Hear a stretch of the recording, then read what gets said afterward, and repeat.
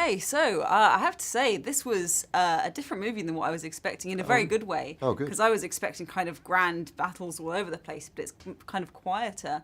And the great thing about it is a lot of it is told from Caesar's perspective. I mean, Caesar is in almost every scene. Was that kind of a deliberate choice to keep it focused very much on that character? I know that Matt wanted to always tell in this episode a Caesar-centric story, to place the audience in the mind of this character who, up to a certain point, has been this empathetic leader. You know, he's been the leader of his kind and tried to create an ape society, a peaceful ape society.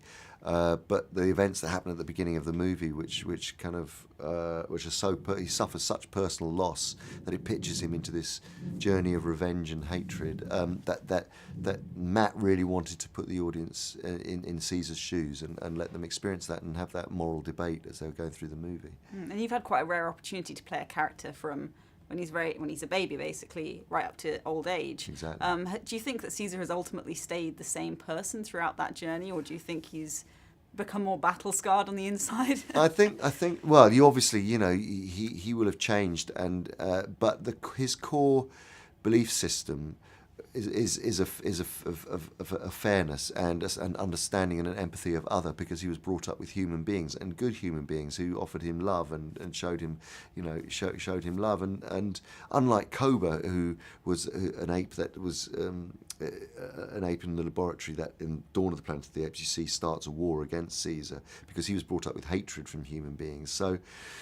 And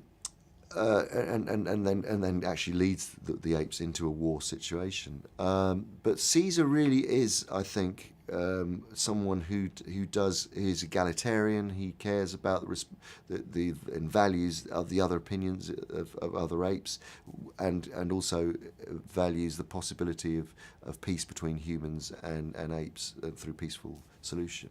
And we see Koba kind of come back in a way in this movie. We see Caesar is really, really haunted by this act of killing another ape, basically is one of his best friends. Exactly.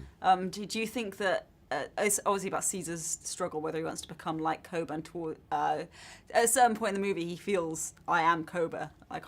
Do you think he's the same way by the end of the movie? He still feels that way? No, fortunately he reaches a point, he's able to reach a point and come through that and able to move on, and not necessarily forgive, but actually to not feel that by singularly killing it's going to solve, it's going to solve his loss, because it's not, and so he does find himself, and also through the other characters that he meets along the way. He meets Amaya Miller's character Nova, who is almost like an angel, and this young girl that at first he doesn't want to join the group because he feels she'll be a burden, but actually ends up showing him compassion, and those kind of meetings with characters like Steve Zahn's character Bad Ape too, actually bring him back from this hell that he's swirling around in.